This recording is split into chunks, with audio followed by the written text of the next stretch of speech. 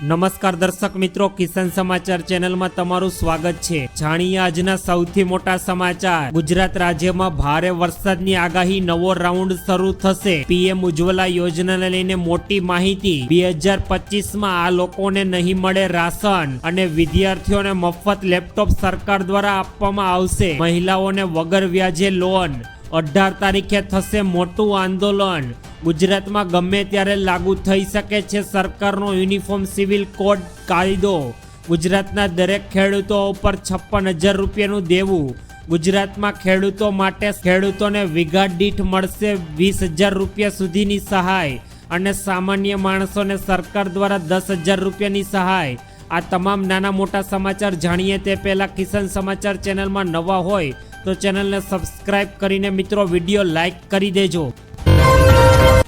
આજના સૌથી મોટા સમાચાર। ગુજરાત રાજ્યમાં ભારે વરસાદની આગાહી। વરસાદનો નવો રાઉન્ડ શરૂ થશે તથા આજે છોતરા કાઢશે વરસાદ।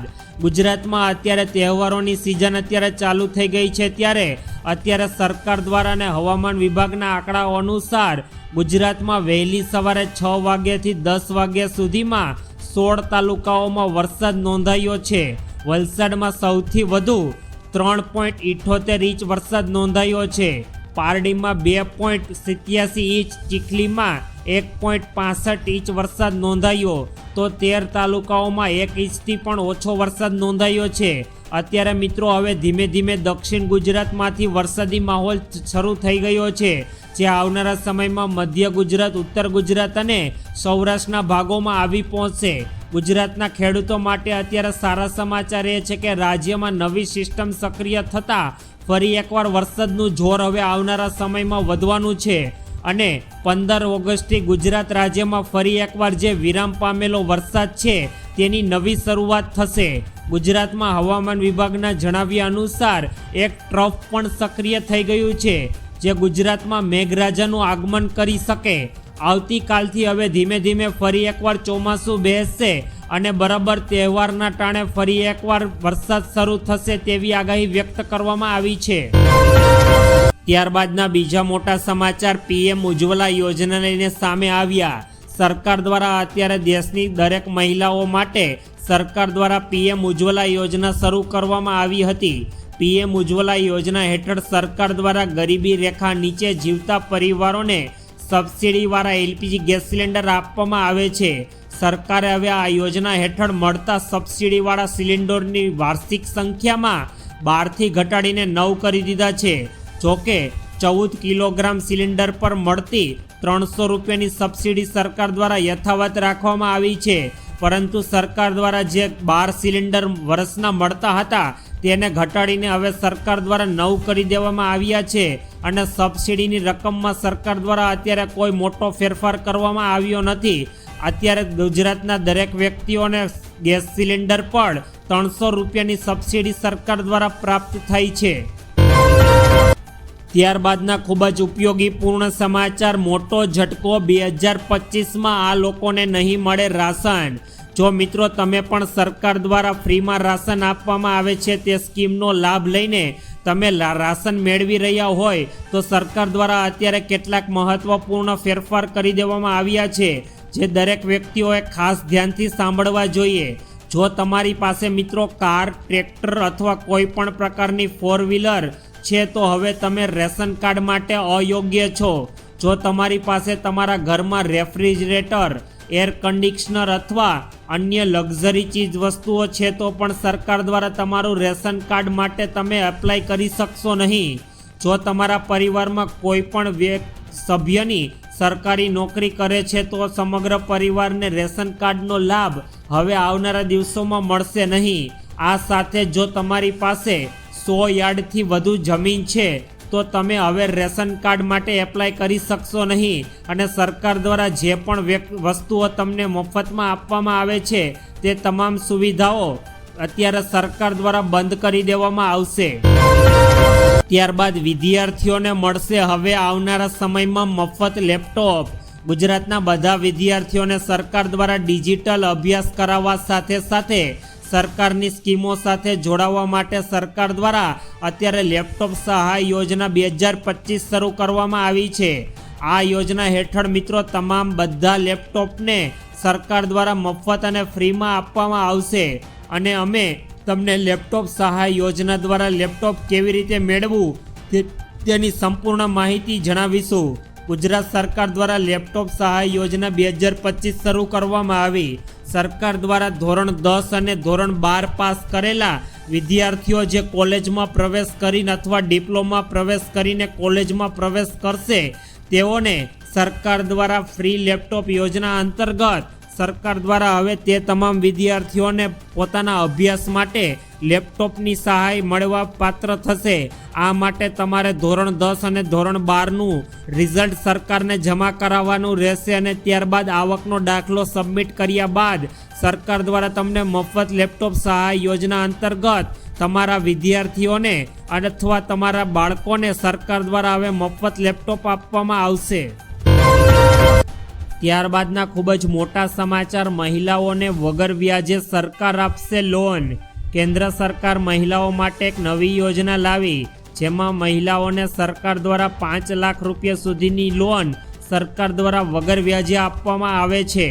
આ યોજનાનો હેતુ મહિલાઓને આર્થિક રીતે મજબૂત કરવાનો છે.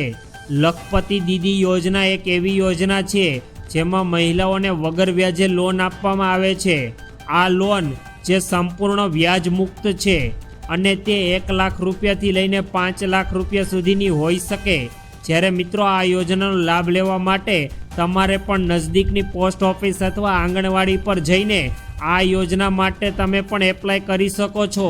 ત્યારબાદ તમને પણ સરકાર દ્વારા તમારો બિઝનેસ અથવા તમારો વેપારને આગળ વધારવા માટે સરકાર દ્વારા તમને 5 લાખ રૂપિયા સુધીની લોન વગર વ્યાજે આપવામાં આવશે. ત્યારબાદના ઉપયોગીપૂર્ણ સમાચાર, 18 તારીખે મિત્રો મોટું આંદોલન, દરેક વ્યક્તિઓ ખાસ ધ્યાનથી સાંભળે. કેન્દ્રીય પરિવહન મંત્રી નીતિન ગડકરીએ જાહેરાત છતાં 20 કિલોમીટરના અંતરે આવતા ગ્રામ્યજનોને પાસેથી ખોટી રીતે ટોલ ટેક્સ વસૂલવાની સામે ખેડૂતોએ વિરોધ જતાવ્યો છે. ખેડૂતોએ ગેરકાયદેસર ઊભું કરાયેલું ટોલ નાકું હટાવી સ્થાનિકોએ ટોલ ટેક્સમાંથી મુક્તિ આપવાની માંગ કરી છે. 18 ઓગસ્ટે ધરણા આજથી બેઠકમાં 18 ઓગસ્ટે 5000 જેટલા ખેડૂતો ટોલ ટેક્સ સામે ધરણા યોજવાનું એલાન કર્યું હતું. ધરણા બાદ માંગણી નહીં સંતોષાય તો બહેનો સાથે મળીને રસ્તાઓ રોકવાનું સહિતનું ઉગ્ર આંદોલન છેડવાની પણ ચીમકી અત્યારે ગ્રામ્યજનોએ સરકારને આપી દીધી છે. ત્યારબાદ ગુજરાતમાં ગમે ત્યારે મિત્રો સરકારનો યુસીસી કાનૂન લાગુ થઈ શકે છે. યુનિફોર્મ સિવિલ કોડ એટલે કે યુસીસી, આ શબ્દ તમે સાંભળ્યો જ હશે. સાદી ભાષામાં સમજીએ તો યુનિફોર્મ સિવિલ કોડથી દેશના તમામ નાગરિકોને સમાન કાયદા હેઠળ ન્યાય મેળવવાનો અધિકાર મળશે. પ્રથમ ઉત્તરાખંડમાં યુસીસી કરવામાં આવ્યા બાદ હવે ગુજરાતમાં પણ તેને લઈને મોટી અપડેટ સામે આવી. વાસ્તવમાં ગુજરાતમાં ગમે ત્યારે યુનિફોર્મ સિવિલ કોડ લાગુ થઈ શકે છે. ગઈકાલે જ રાજ્યના મુખ્યમંત્રી શ્રી ભૂપેન્દ્ર પટેલની અધ્યક્ષતામાં યુસીસી પર એક બેઠક યોજાઈ. આ બેઠક બાદ હવે અનુમાન છે કે ગુજરાતમાં સરકાર દ્વારા ગમે તે સમયે યુસીસી કાનૂન લાગુ કરી દેવામાં આવશે.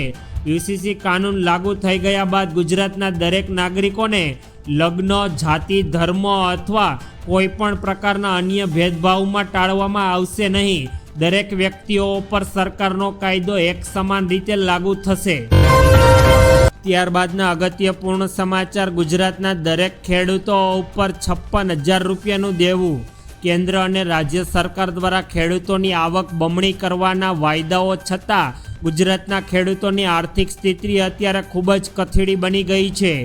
લોકસભામાં રજૂ થયેલા રિપોર્ટ્સ મુજબ ગુજરાતના પ્રત્યેક ખેડૂતોના માથે સરેરાશ 56,000 રૂપિયાનું દેવું ચડી ગયું છે. રાજ્યના 55 લાખ ખેડૂતો 14,000 કરોડ રૂપિયાની બેંક લોન લીધી છે. ખેતીનો ખર્ચ વધવા અને પાકનો પૂરતો ભાવ ન મળવા જેવી સમસ્યાઓને કારણે ખેડૂતો અત્યારે ગુજરાતના દેવામાં ડૂબી રહ્યા છે અને ઘણા ખેડૂતો ખેતી છોડી રહ્યા છે.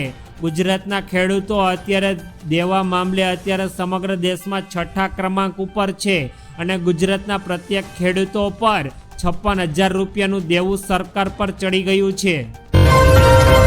ત્યારબાદના અગત્યપૂર્ણ સમાચાર, ગુજરાતના ખેડૂતો માટે મોટા સમાચાર. ગુજરાત હાઈકોર્ટે વર્ષ 2017-18ના ખરીફ પાકના નુકસાન અંગે એક મહત્વપૂર્ણ ચુકાદો આપ્યો. હાઈકોર્ટે SBI વીમા કંપનીને 15,000 પાત્ર ખેડૂતો પાક વીમાની રકમ 8% વ્યાજ દરે ચૂકવવાનો આદેશ કર્યો. આ કુલ રકમ 7 કરોડ રૂપિયાથી વધુ હોવાનો અંદાજ છે. આમ 6 વર્ષ લાંબી કાનૂની લડાઈ બાદ ગુજરાતના ખેડૂતો આખરે મોટી રાહત મળી અને આ કેસમાં સરકારે એક સમિતિની રચના કરી હતી, જેણે ખેડૂતોના થયેલા નુકસાનની તપાસ કરી.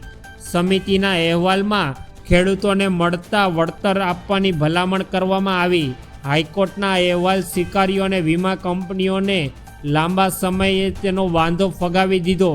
વીમા કંપનીઓએ દાવો કર્યો હતો કે સરકાર સાથેના કરાર મુજબ તે આ ચૂકવણી માટે જવાબદાર નથી.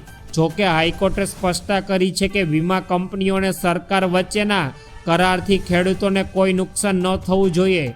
કોર્ટે કહ્યું કે ખેડૂતોને સમયસર પ્રીમિયમ ચૂકવવું અને તેના વીમાનો લાભ તેને મળવો જોઈએ. ત્યારબાદના મોટા સમાચાર. ખેડૂતોને વીઘા દીઠ 20,000 રૂપિયા સુધીની સહાય. ગુજરાત રાજ્યના દરેક નાગરિકોને રાસાયણિક ખાતર તેમજ જંતુનાશક દવાઓનો ઉપયોગ કર્યા વિના ઉત્પાદિત કરેલા શાકભાજી પાકોને સરળતાથી મળી રહે તે માટે શાકભાજી પાકોમાં પ્રાકૃતિક કૃષિને સરકાર દ્વારા પ્રોત્સાહન આપવાની યોજના અમલમાં મૂકવામાં આવી છે.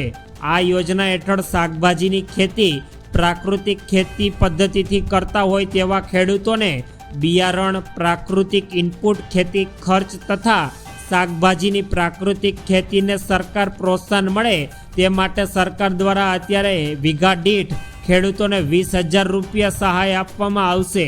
આ યોજનાના અમલીકરણ માટે રાજ્ય સરકાર દ્વારા અંદાજપત્રમાં 1,000 કરોડ રૂપિયાની રકમ અલગથી ફાળવવામાં આવી છે.